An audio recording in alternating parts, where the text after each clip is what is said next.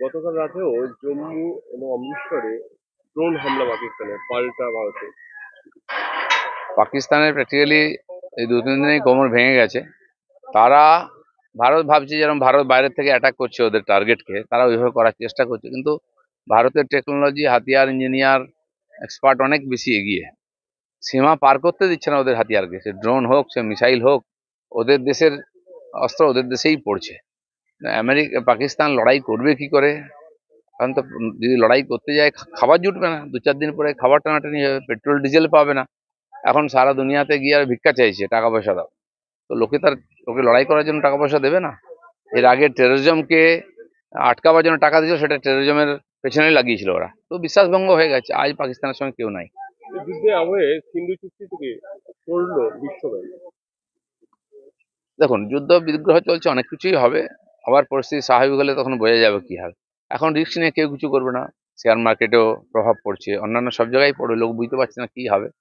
তো সেই জন্য এই ধরনের চুক্তি ইত্যাদি ভারত যেমন আগেই সব ক্যান্সেল করে দিয়েছে, কারণ পাকিস্তান কোনো চুক্তি কোনোদিন মানেনি। তো ভারত আর তার জবাব দিচ্ছে। চলো। वो हिंदी भोर होने से ठीक पहले जम्मू में एक भयानक विस्फोट की।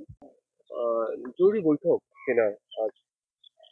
দেখুন, যেদিন থেকে ওই ঘটনা ঘটেছে আর কাশ্মীরে, তারপর থেকে বহু বৈঠক মিটিং হয়েছে। এবং ঘটনা, আমাদের সে শক্তি ছিল সঙ্গে সঙ্গে আক্রমণ করতে পারি, কিন্তু দুনিয়াকে জানাতে হবে যে আমরা কেন করছি, কি করতে চাইছি। ভারতের প্রত্যেকটি নাগরিককে সঙ্গে নিতে হবে। সেজন্য বিভিন্নভাবে সাধারণ জনতার সামনে পরিস্থিতিকে তুলে ধরে সরকার কি করতে চায় সেটা সরকার বোঝাবার চেষ্টা করেছে। এবং এখনো ইমার্জেন্সিতে যেভাবে অ্যাটাক করেছে ভারত, কতদূর হবে কি হবে আমরা জানি না।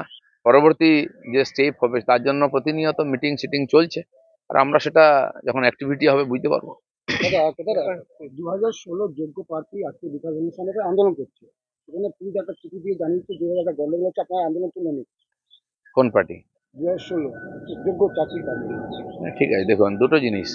এক তো চাকরি প্রার্থী যারা আছেন তারা আন্দোলন আজ করছেন না, কয়েক বছর করছেন।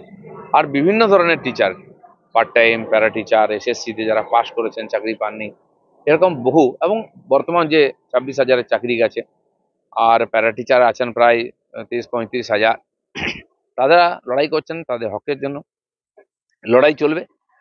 তো এটা ঠিক যে সরকার যে দিক নির্দেশ জারি করেছে বা কখনো মকডিল হচ্ছে, এটা মাথায় রেখে তাদের আন্দোলন করা উচিত, যাতে সমাজ, সাধারণ মানুষ, পুলিশ, প্রশাসন এই যুদ্ধের সময় অসুবিধা না পড়ে।